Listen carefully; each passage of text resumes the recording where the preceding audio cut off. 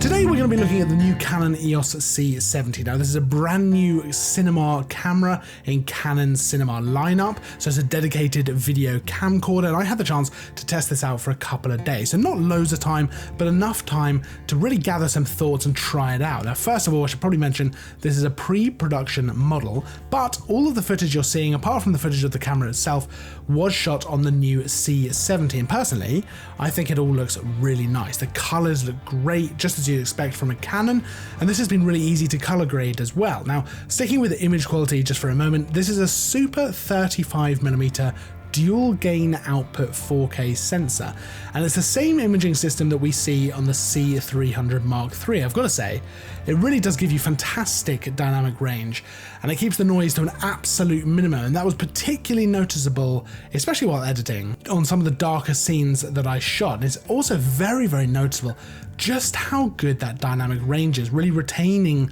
that sky, even when I'm having to bump up the exposure because the foreground is a little bit darker. So you're getting up to 16 stops of dynamic range with such little noise. It really is incredible. But first of all, let's talk a little bit about the actual camera itself. Now this is a new entry-level camera for the Cinema EOS system, and with that in mind, it's actually the smallest and probably one of the easiest to use as well. So if you're coming from mirrorless cameras or even DSLRs, it's really not that difficult to wrap your head around this camera and actually feel comfortable using it, because they can be a little bit intimidating to start with, but this one really was much easier to get to grips with.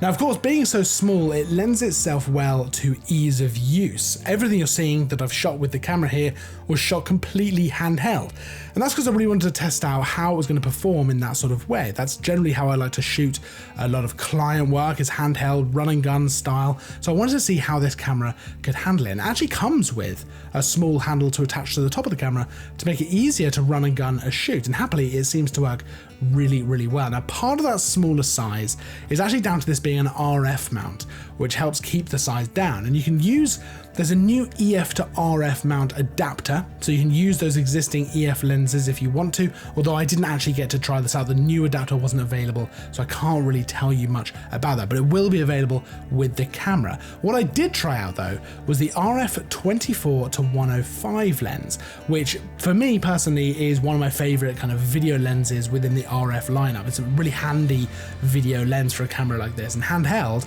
it worked fantastically. The image stabilization in this camera seems to work particularly well, and as you can see, I was able to get some nice smooth shots, all just handheld.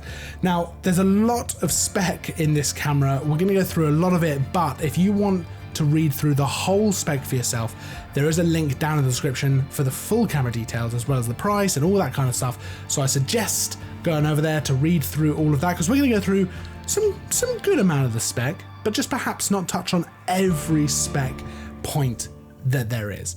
Now, as I mentioned before, this is a super 35mm dual gain output 4K sensor, and you've got dual pixel CMOS AF in there as well as EOS ITR AF-X, and that means you're getting really nice autofocus performance, and for the most part that certainly seemed to be the case for me. It would pretty much track my subject without any problems.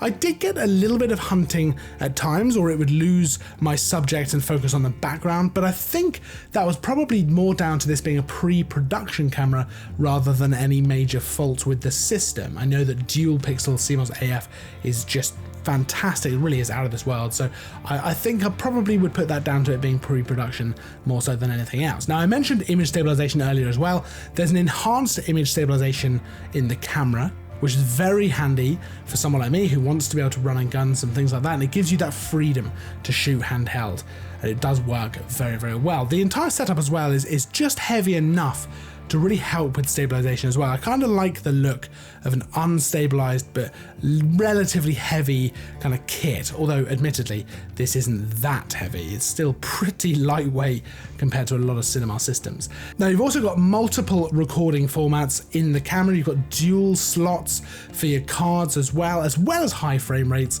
with 4K up to 120 frames a second and 2K up to 180 frames a second, and that's really nice. It gives you a few different ways to shoot, and if you want to shoot something in slow motion, get a bit creative with that kind of thing, having 4K available at 120 frames a second is huge. It gives you so much detail and so much more room for things like cropping in post, adding zooms, adding pans, all that kind of stuff, which just adds to how creative you can get with your footage. Now, in terms of ways to record, you've really got some options here. You've got XF AVC, you've got MP4, you've got up to 422 10-bit internal, and that's also up to 410 megabits a second. So you can really record the way you want to record. That's one of the benefits of having a dedicated video system like this. And you can split the recordings onto the two different card slots. So for example, 4K onto one and 2K onto the other, which I know is going to really please a lot of people. Now, something else which I thought was awesome is the built-in ND filter system, allowing you to increase the ND by 2 stops, up to 6 stops or 10 stops in extension mode. And that means you're always in control of your exposure. So you want to keep 180-degree shutter angle. Well, no worries, because you can just use the ND system built in to actually control your exposure, even if you want to keep a shallower depth of field. Now, to be honest, there is so much to talk about with this camera in terms of spec. You know, we haven't even really touched on audio, all that kind of stuff.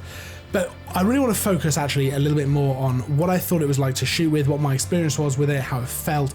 You can go and read the full spec over on the product page, like I say, link in description, and hopefully we'll have a longer review coming in the near future as well when we get a bit more time with the camera. But first of all, let's talk about what I actually thought of using this camera. So the first thing that stood out to me was how surprisingly easy it was to set up. With all the settings that I wanted to use, and once I'd set everything, I was pretty much mostly just using the ND filters in the camera to control the exposure and adjusting the aperture for artistic reasons, you know, whether I wanted a shallower depth of field or whether I wanted to have a much deeper depth of field. So it's really easy to shoot with from that perspective. And I was mostly shooting run and gun, as I've mentioned, so comfort was very important, but also the ability to move quickly. And of course there's the handle on top of the camera, which is great, but the hand grip on the side of this camera that wraps around your hand is so good.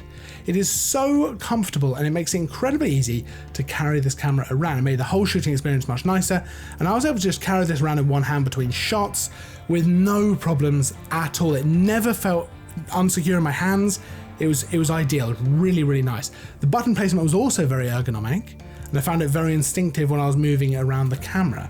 Now, the screen is a flip out screen, which personally I love. You can position it pretty much however you want, which is always my preference.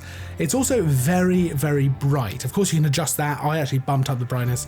I was shooting in pretty extreme sun actually, and had absolutely no problems at all with being able to see the screen, which is a huge plus for something like this. I also have my settings nicely laid out on the screen so I could check things at a glance, as well as being able to quickly turn things on like peaking, waveforms, and zebra. Now lastly, the user interface on the camera, which is new, was actually very easy to use. This is an area that can be a little bit difficult, especially if you're going into a new camera you've never used before. If there's a new user interface that can take a bit of getting used to, but this has so clearly been designed with single shooters in mind that there was actually no issue at all to get used to it, and I was very quickly able to know where everything I needed was. I was just working really, really well. And ultimately, this really does feel like this whole camera has been designed with usability in mind. It's absolutely ideal if you're coming from a mirrorless camera or a DSLR and you want to transition to a full-on video system like this. It just has everything you need in terms of control, but without being too intimidating to actually get to grips with. Now, I only had this for a couple of days, but hopefully we are going to get a bit more time with this in the near future where we can shoot something a little bigger in ambition. But until then, you can check out the camera in the link in the description for all the spec, and there's a lot of spec. So don't forget to hit the like button. Don't forget to hit subscribe. I'll see you in the next video, and as always, thanks for watching.